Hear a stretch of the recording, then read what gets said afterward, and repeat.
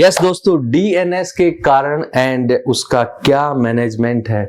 सो दोस्तों, बहुत कॉमन है ये चीज हमारे नोज से रिलेटेड। अगर हम प्रॉब्लम की बात करते हैं तो डीएनएस एक बहुत कॉमन समस्या है हमारे देश के अंदर।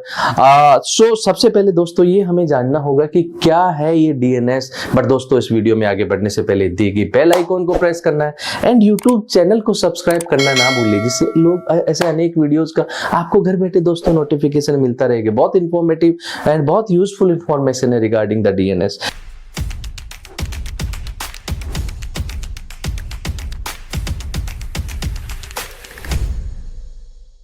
बात करते हैं सबसे पहले दोस्तों, ये हमें ये पता होना चाहिए कि सर ये क्या है ये डीएनएस एंड डीएनएस का क्या फुल फॉर्म होता है। दोस्तों डीएनएस मतलब डेविएटेड नेजल सेप्टम। एंड ये क्यों इसका नाम डीएनएस डेविएटेड नेजल सेप्टम है दोस्तों, जो हमारा गॉड ने नोज बनाया है ना, इसके बीच में क्या एक पतली जैसे एक कमरे में दीवार होती है ना, ऐसे एक वॉल होती है जिसको हम सेप्टम बोलते हैं।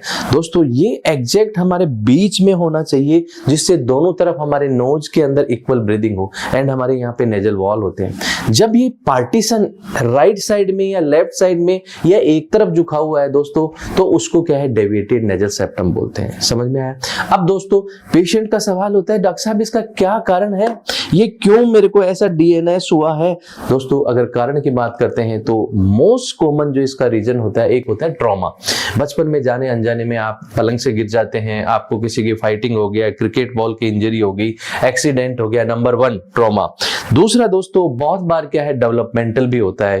डेवलपमेंटल दैट जैसे जैसे आप ग्रोइंग होती है, कोई फेस का कोई डेवलपमेंट होता है तो उसके कारण भी ये क्या है विकृति होती है। बहुत बार बच्चे की जैसे डिलीवरी होती है न्यूबॉर्न की, तो नाक दब जाता है या बच्चा यूट्रस में घूमता है, उसके कारण भी कई बार दोस्तों क्या है ये डीएनएस की प्रॉब्लम हो जाती है। कई बार दोस्तों जन्मजात जो विकृति होती है जैसे कटा हुआ तालू या होठ, उसके साथ भी ये विकृति होती है। सो दोस्तों ये है डीएनएस के कारण। अब दोस्तों बात करते हैं इसके सिम्टम्स, इसके साइन, कैसे आपको पता लगेगा कि मेरे को सर डीएनएस है। सो दोस्तों डीएनएस में क्या है, आपको जैसे एक नॉर्मल आदमी को अगर आप यूं फिंगर करते हो, आपको दोनों तरफ इक्वल एयर एंट्री आ गई। अगर आप एक कॉटन की थ्रेड से आप लेके अगर ऐसे लगाते हो ना दोस्तों, तो आपको दोनों तरफ इक्वल मूवमेंट होगा।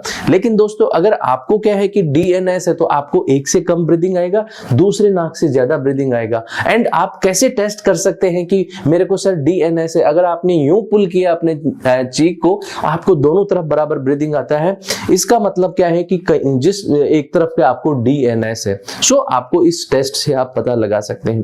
अब दोस्तों इसके मैनेजमेंट की अगर हम बात करते हैं तो इसमें जब पेशेंट आता है हमारे पास तो एक सिंपल एक सीटी स्कैन होता है और एक नेजल एंडोस्कोपी होता है। उसके माध्यम से हमें पता लग जाता है कि आपको कितना अमाउंट का डीएनएस है और आपको सर्जरी की इसमें जरूरत है या नहीं। अब दोस्तों अगर आपको सर्जरी की जरूरत है तो इसका जो सर्जरी है उसको एक एंडोस्कोपिक सेप्टोप्लास्टी सर्जरी होती है, जिसके माध्यम से हम डीएनएस को जो है वो ठीक करते हैं। दोस्तों जैसे ही हमारे सर्जरी का नाम आता है हमें डर लगता है कि मेरे नाक पे तो चीरा आ जाएगा, मेरे नाक पे तो निशान आ जाएगा। बट दोस्तों ऐसा नहीं है। ये जो सेप्टोप्लास्टी सर्जरी है, the things and the beauty of this surgery is entirely endoscopic. बाहर से कहीं आपको चीर फाड़, टाका पट्टी, दर्द निशान नहीं होता। 1 से 1.5 घंटे की सर्जरी होती है। उसके बाद में आप 5-6 दिन पे काम पे भी लौट सकते हो। अगर आप आर्मी एस्पिरेंट हो तो 10 से 15 दिन बाद आपका मेडिकल भी हो सकता है। रूटीन कॉस्ट की बात करते हैं तो दोस्तों अराउंड या 40,000 से 75,000 इसकी कॉस्ट होती है। डिपेंड करता है कितना कॉम्प्लिकेटेड हमारा डीएनएस है।